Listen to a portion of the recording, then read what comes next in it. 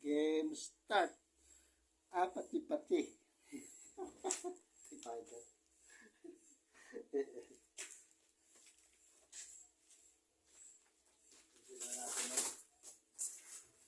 Mga kapatid.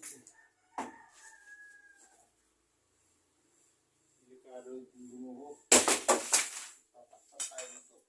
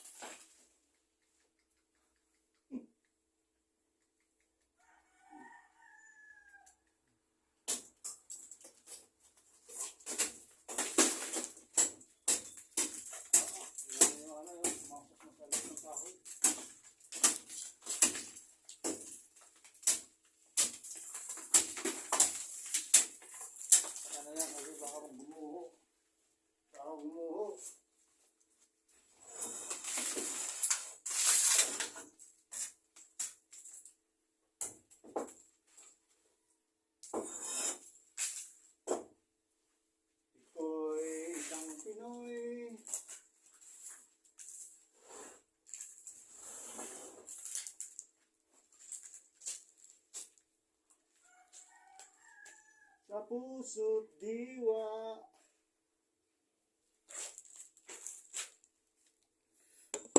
33 na nasa abroad, dito yung inabot ko. Ito yung price ko. Ayan ang akay ni Sol. Ganyan. Walastek. Very difficult. The situation is worse. Very difficult. Oh, yan.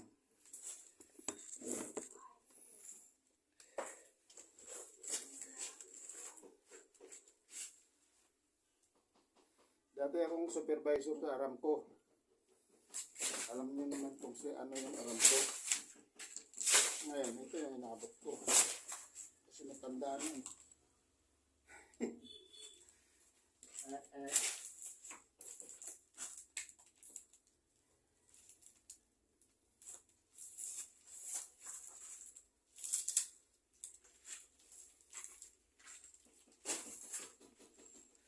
Kapag ang puso ko'y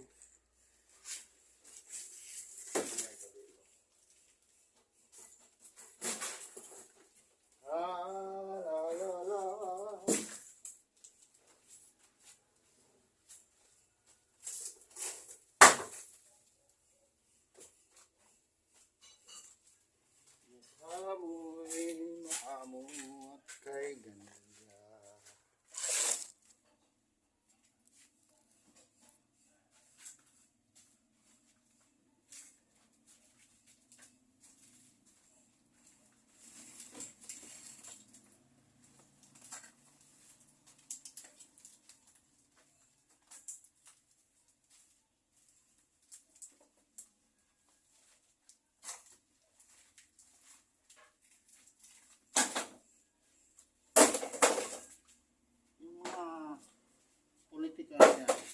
Politika na yan, alam nyo, nilalaro lang tayo mga tao.